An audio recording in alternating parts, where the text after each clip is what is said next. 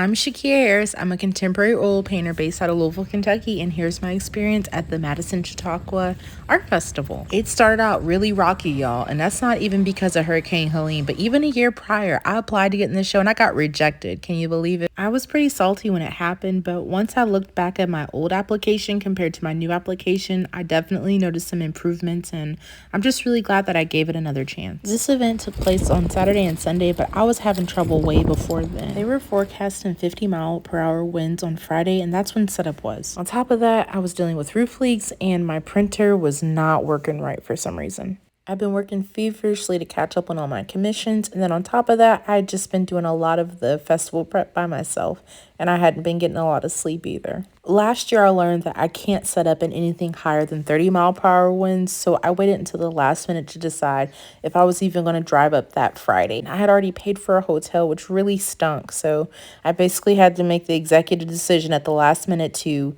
lose the money on the hotel, stay home, and try to get up at 3 a.m. Saturday morning to set up. Madison, Indiana is a little over an hour from Shelbyville, Kentucky, and fortunately my husband was able to help me split the car load and drive up there and meet me. The drive up was hellacious. It took me this weird back way with all these winding roads, and the winds were so bad. We got there a little after 6 a.m. The event started at 10 a.m. I usually try to have my booth open by 9 because there's always early risers. As expected, the attendance was way down on Saturday, and honestly, a lot of artist booths were missing too, and I can't say that I blame them. By and large, the most popular print from Saturday was my lemons with the blue background called I Still Need You Here. Saturday, I stayed the night in Madison, Indiana, and my husband went back to Kentucky actually to take care of our dogs and our children. I stayed overnight at a place called the Campbell Motel. I actually almost cried on the way there because their Google Maps photo is not the updated version, and I was terrified that I was going to get murdered. The room was actually in good condition with the exception of a couple hairs that I found.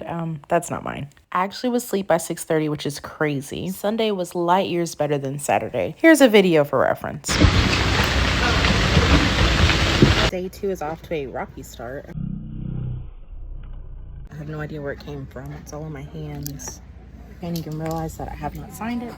I really thought that those two things happening back to back were bad omens, but then I was approached by the organizer with a check and a ribbon for first place in the fine art category. Despite the wardrobe malfunction and me forgetting to sign that one painting, I ended up having a wonderful day. Lots of people came by my tent.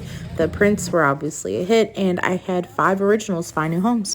A humongous thank you to Sadie for acquiring With an Angel's Face. This painting is 3 feet by 3 feet, and it was inspired by a woman who contributed to my Feel My Words collection. She actually had to give a child up for adoption, and she went into more detail in terms of what it was like reuniting with him after, such a long period of time and trying to rebuild that relationship. Let My Walls Come Down is another painting that came from my Feel My Words collection, and that was scooped up by Kelly.